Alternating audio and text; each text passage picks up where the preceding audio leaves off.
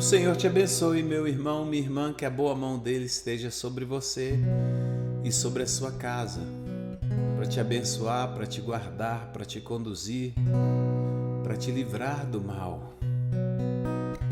Hoje começamos adorando a Deus. Vamos adorar? Tu és minha vida, Jesus, és meu abrigo, e a tua vontade, doce Espírito, meu alimento. Sem ti não há valor em mim, sou como um vaso de barro, pronto a ser quebrado para ser o que queres de mim. A tua presença é tudo que eu preciso. A tua presença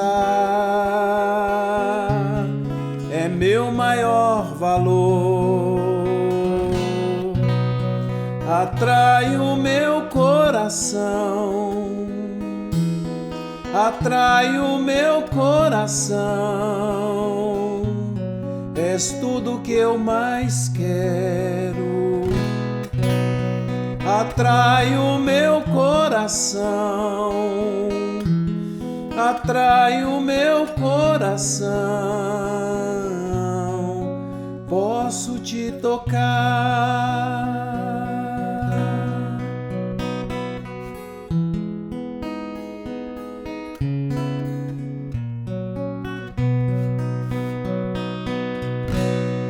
Tu és minha vida, Jesus, és meu abrigo,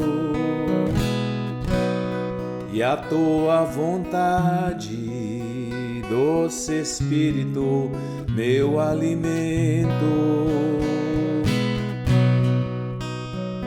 Sem ti não há valor em mim, sou como um vaso de barro, pronto a ser quebrado para ser o que queres de mim. A tua presença é tudo que eu mais quero. A tua presença é meu maior valor.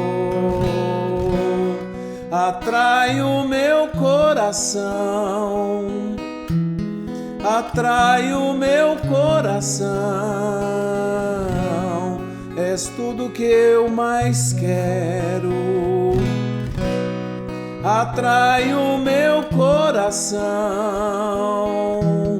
atrai o meu coração.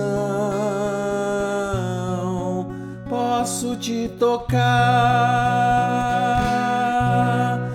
Atrai o meu coração, atrai o meu coração. És tudo que eu mais quero. Atrai o meu coração, atrai o meu coração.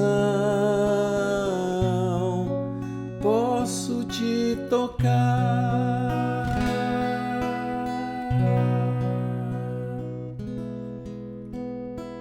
Vamos orar? Peça a Deus que fale ao seu coração. Obrigado, Deus, por sua bondade, por seu Espírito Santo que está aqui nesse lugar. Obrigado por seu Espírito Santo que fala ao nosso coração. Leva-nos, Pai, à sua presença. Nos permita entrar agora na sua presença. Atrai o nosso coração para que possamos experimentar tudo aquilo que o Senhor deseja, propôs para cada um de nós. Nós oramos e te pedimos em nome de Jesus. Fala ao nosso coração nesse momento. Em nome de Jesus te pedimos, por ele também já te agradecemos. Atrai o meu coração, atrai o meu coração. És tudo que eu mais quero. Atrai o meu coração, atrai o meu coração.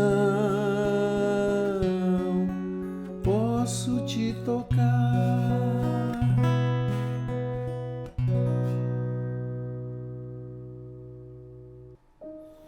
Evangelho segundo Lucas, capítulo 7, a partir do versículo 11.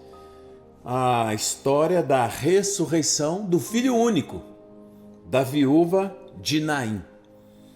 Em um dia subsequente, dirigia-se Jesus a uma cidade chamada Naim.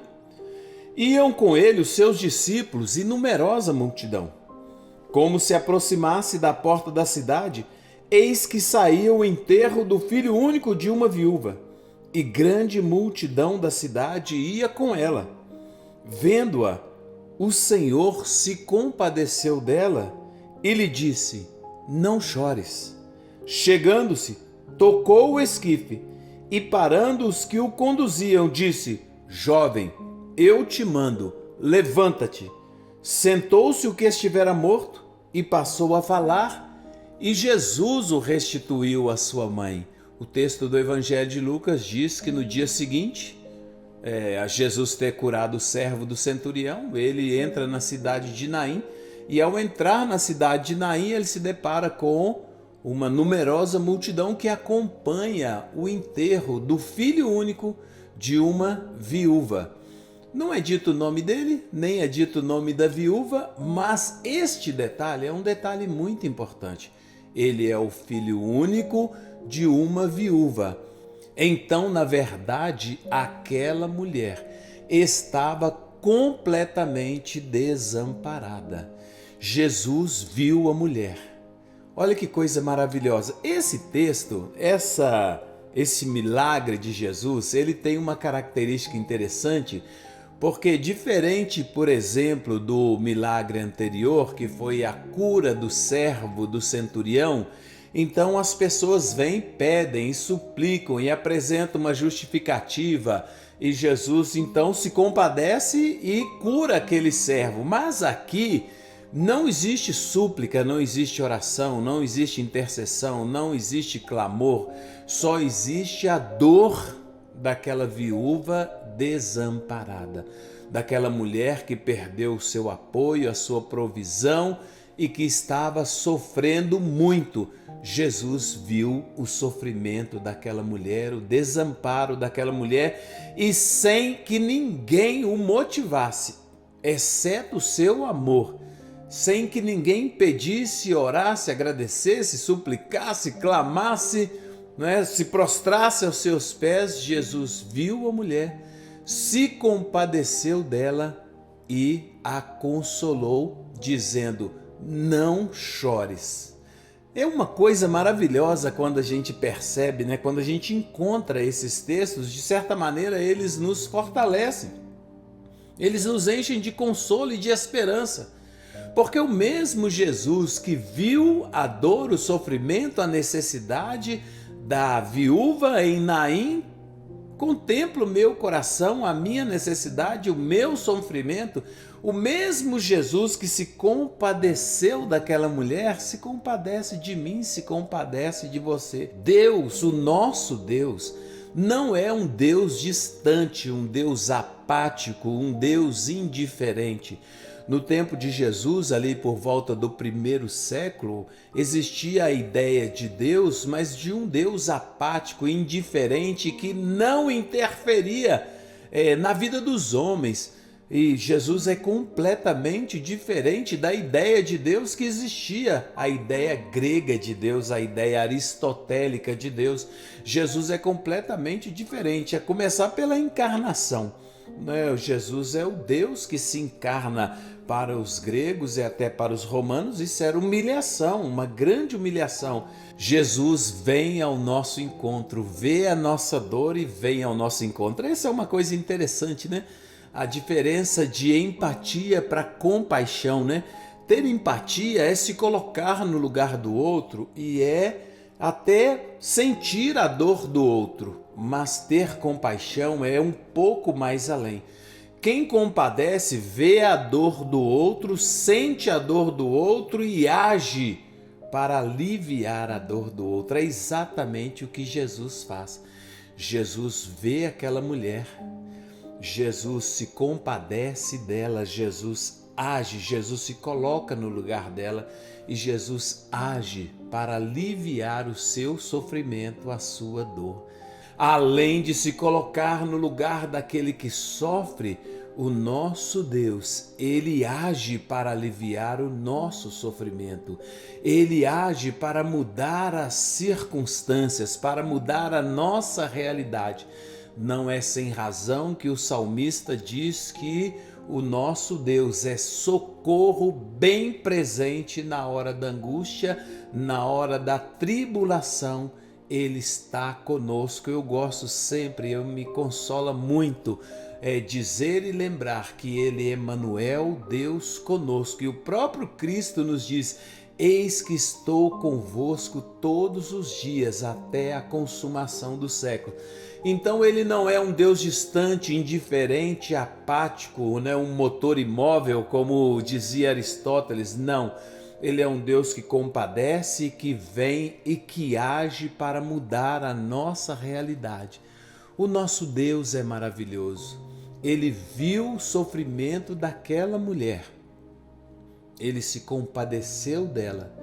E sem que ninguém pedisse, sem que houvesse oração, súplica, clamor, nada, Ele vai ao encontro dela e a consola. Não chores. E mais do que isso, Jesus age e age de maneira sobrenatural para mudar a realidade daquela mulher.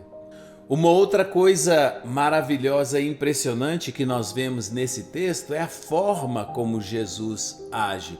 Jesus diz para a mulher: não chores, vai até o caixão, toca naquele caixão, para aquele enterro. Imagina o impacto que isso deve ter causado nas pessoas que estavam ali. Quem é essa pessoa? Por que ele está fazendo isso? Com que autoridade ele faz isso? Mesmo porque, segundo a lei, aquele que tinha contato com o morto se tornava impuro. Jesus está acima da lei, Jesus está acima das regras, Jesus está acima das convenções. E Jesus, de maneira impressionante, né? Ele toca naquilo que é impuro. E em vez de Jesus ficar impuro, ele purifica aquilo que ele toca. Assim aconteceu, por exemplo, com o leproso, né, que encontra com Jesus e fala com Jesus: se você quiser, você pode me curar.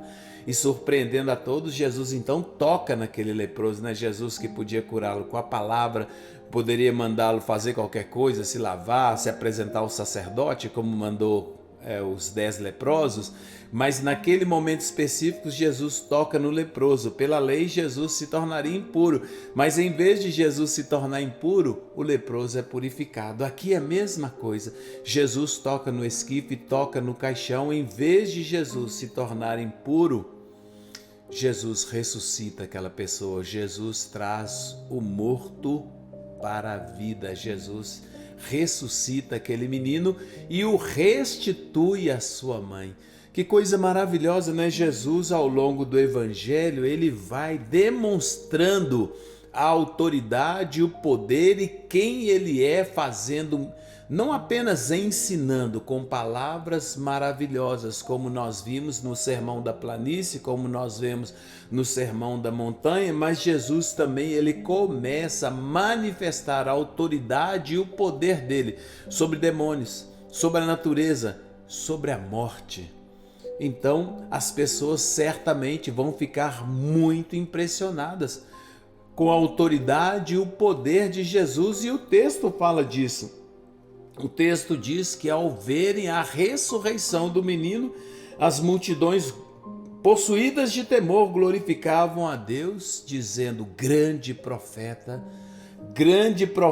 se levantou entre nós, Deus visitou o seu povo.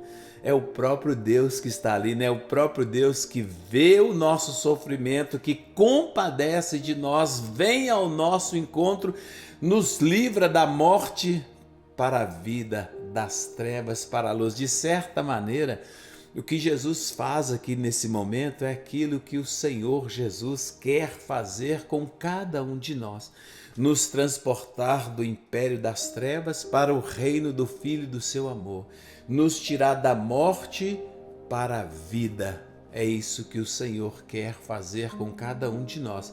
Ele vê a nossa miséria, Ele vê a nossa morte, Ele se compadece de nós, Ele vem ao nosso encontro, Ele nos toma pelas mãos e nos faz viver novamente.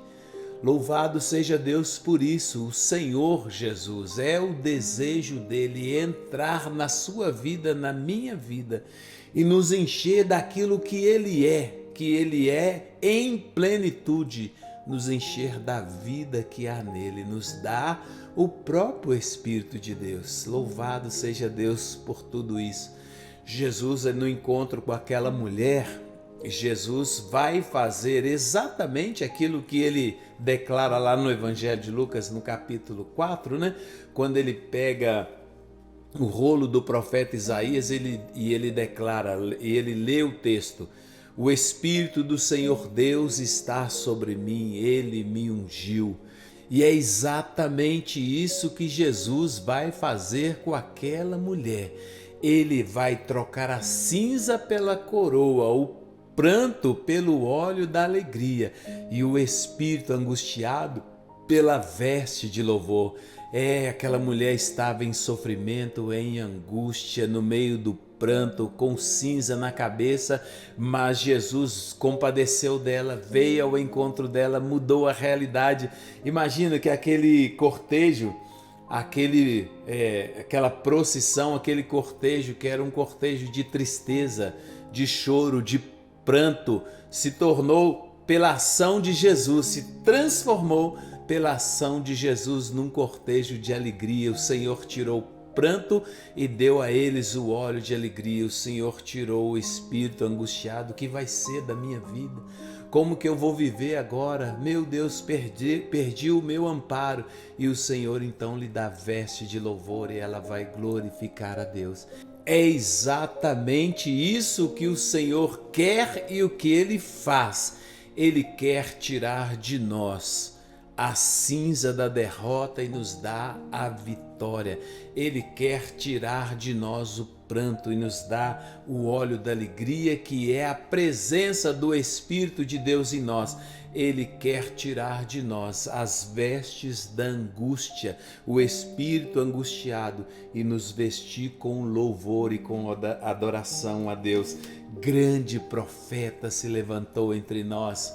Aqueles que estavam chorando, lamentando, batendo no peito, vão jogar essa veste fora, a veste da angústia, o pranto, e vão se vestir de louvor e glorificar a Deus, dizendo: Deus visitou o seu povo, grande profeta se levantou entre nós. Para nós caminharmos aqui para a conclusão, é uma coisa tão maravilhosa saber, ter a certeza que Deus, o nosso Deus, não é apático, distante, indiferente. Pelo contrário, Ele vê o sofrimento, Ele se compadece e Ele age para consolar e transformar a realidade daquele que sofre. Se você passa por lutas, por dificuldades, por tribulações, meu irmão, se encha de esperança agora e de confiança e da certeza de que Jesus vê o seu sofrimento. Ele vem, se compadece de você e vem para te socorrer. Confia nele. Quando o Senhor age na nossa vida, quando o Senhor faz um milagre na nossa vida, o nome dele é glorificado. Então, quando você pede e Deus atende, Deus faz isso para que o nome dele seja glorificado. Todos ficaram possuídos de grande temor e declararam, glorificando a Deus. Grande profeta se levantou entre nós. Deus visitou seu povo. Quando Deus, meu irmão, minha irmã, ver você, se compadecer de você, agir para suprir a sua necessidade e mudar a sua realidade. Não se esqueça nunca de ter um coração grato e de apresentar a Deus a glória que é devida ao nome dele, de tributar a Deus a glória devida ao nome dele. Se a gente parar um pouco para pensar, né, e expandir um pouco esse evento que é a ressurreição desse menino, filho único da viúva na cidade de Naim, nós vamos parar e nós podemos aplicar tudo isso à humanidade, a cada um de nós. Nós, mortos nos nossos delitos e pecados, não tínhamos condição nenhuma de lidar com a nossa miséria, com a nossa tragédia, mas Deus viu a nossa tragédia, se compadeceu de nós e agiu para nos salvar. Louvado seja Deus por seu amor, louvado seja o nosso Senhor Jesus Cristo por sua bondade, misericórdia e graça. Que Deus possa falar ao seu coração e que você possa cada dia mais e mais crer e confiar no Senhor. Ele é refúgio, Ele é socorro, Ele é abrigo, Ele é a resposta para todas as nossas necessidades.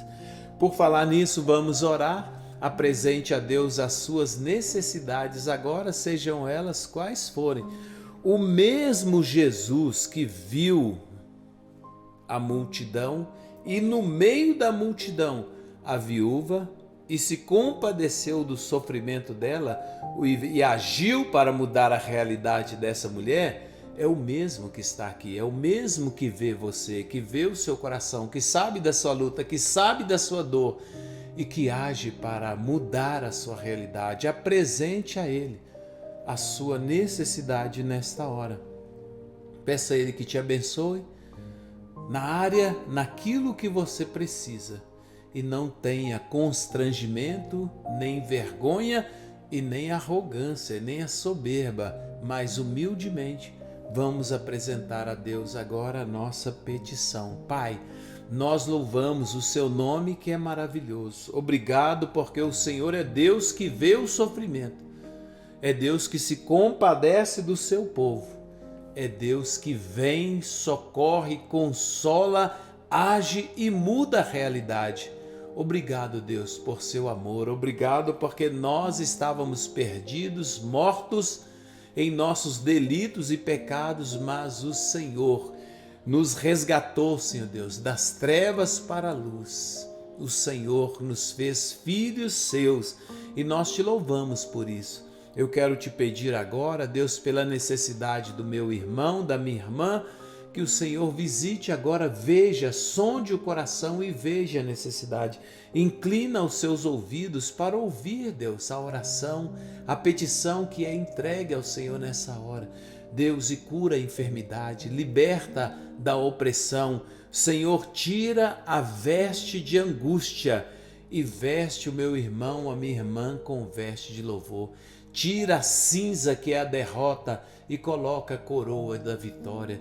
Tira, meu Deus, o pranto, o choro e coloca o óleo da alegria que é o seu Espírito Santo. Concede a meu irmão, a minha irmã agora a bênção, a vitória. Eu te peço, Deus, no nome de Jesus, seu Filho, por ele suplico ao Senhor. Ó Deus, reconhecemos que não há mérito em nós, Pai, mas o Senhor, que é um Deus compassivo, olha para o meu irmão, para a minha irmã, nesse momento com compaixão e atende a oração que nós fazemos. Deus, e em nome de Jesus Cristo, seu Filho, na autoridade desse bendito nome, eu declaro saúde, declaro cura, repreendo o mal. Deus, eu oro para que os caminhos dos seus filhos, suas filhas sejam aplanados, que o Senhor lhes conduza nessa semana, que o Senhor livra eles das ciladas, dos laços do inimigo e também dê vitória sobre as tentações. Que o Senhor fortaleça, Deus, o meu irmão, a minha irmã, que ele se sinta neste momento de oração fortalecido, encorajado, renovado. Ó Deus, que a fé, a esperança e o amor sejam renovados e que a vitória do Senhor, a bênção do Senhor esteja sobre o meu irmão, a minha irmã agora, como um milagre, como um sinal para a glória do seu nome, que nós possamos dizer, Deus, que Deus visitou o seu povo, que o Senhor visite agora o meu irmão, a minha irmã e glorifique o seu nome, trazendo a solução, a provisão para a necessidade física, emocional, espiritual, profissional, seja onde tiver a necessidade, que o Senhor envie a provisão. Nós te pedimos, Deus, com um coração grato, nós te agradecemos, em nome do teu Filho Jesus Cristo, a quem nós confessamos como nosso Senhor, como nosso Salvador. E eu te abençoo com a bênção do Deus Todo-Poderoso, meu irmão, minha irmã, o Pai, o Filho e o Espírito Santo. Que o Senhor te abençoe e te guarde, que o Senhor faça resplandecer o seu rosto sobre ti e tenha misericórdia de ti. Que o Senhor sobre ti levante o seu rosto e te dê a paz. Que Ele te dê uma semana maravilhosa, uma semana de vitória.